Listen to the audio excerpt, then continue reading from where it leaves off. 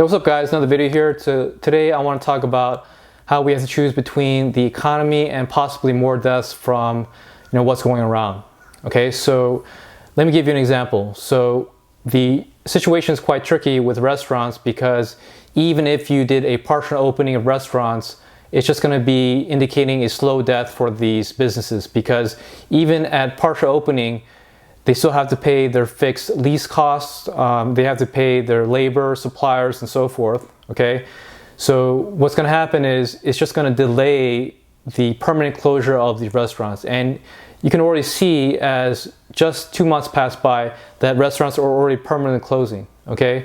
So this is an issue because if these businesses close, these employees with limited skill sets won't be able to find employment quickly or at all within a few months' time, and there's going to be a huge implosion of cases where people may not be able to make their mortgage/rent, and you may see mass homelessness and other issues, poverty, things like that.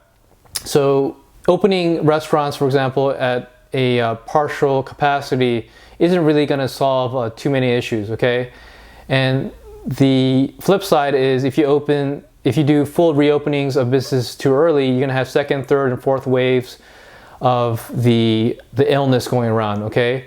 So that's the kind of the pickle that the government's in. So if they do reopening too early, you're going to have second, third, fourth waves of the illness going around.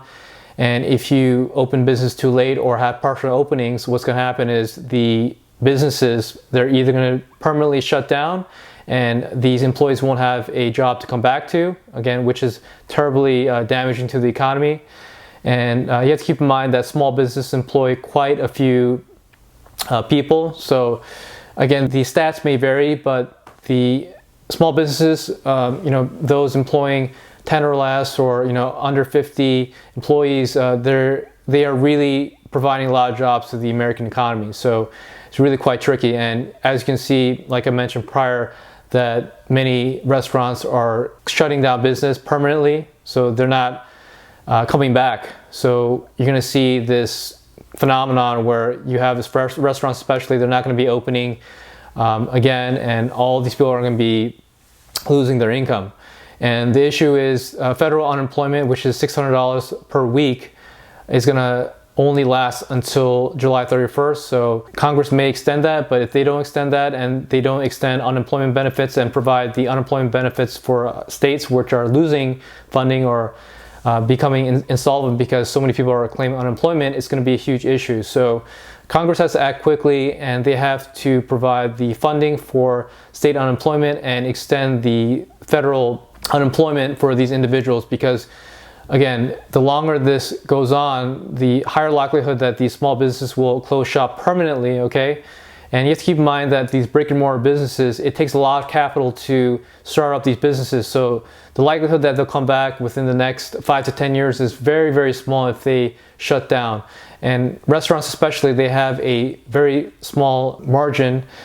And it's just really unfortunate because most restaurants, or a lot of restaurants, fail within the first 5-10 years.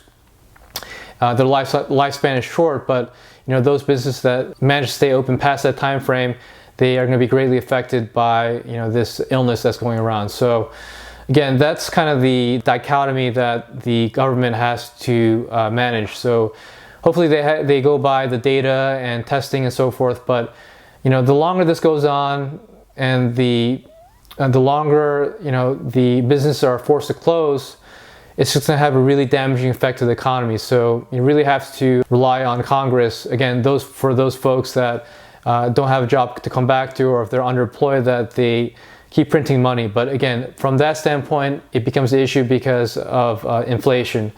I don't think the American economy will undergo hyperinflation, but because there's such an increased money supply, it's going to lead to the devaluation of the dollar. And some may argue that we're in a deflationary period because people are holding onto the money and hoarding cash, but again, that's going to come back and bite everyone.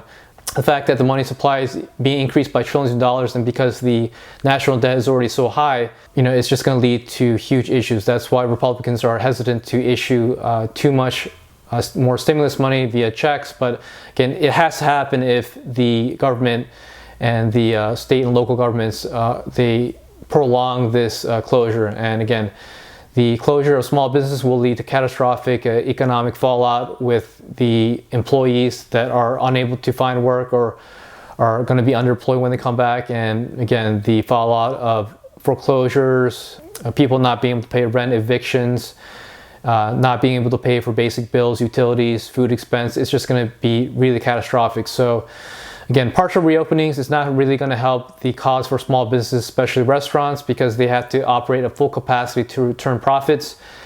And Congress doesn't step up for the prolonged unemployment benefits. It's just going to lead to huge problems. So again, we have to deal with the aspects of inflation, underemployment, unemployment, businesses not being able to come back and provide employment, and the fact that hopefully expenses don't go up too much from the rate of inflation from the increased money supply. So that's it, guys. Something to think about, and stay tuned for the next video.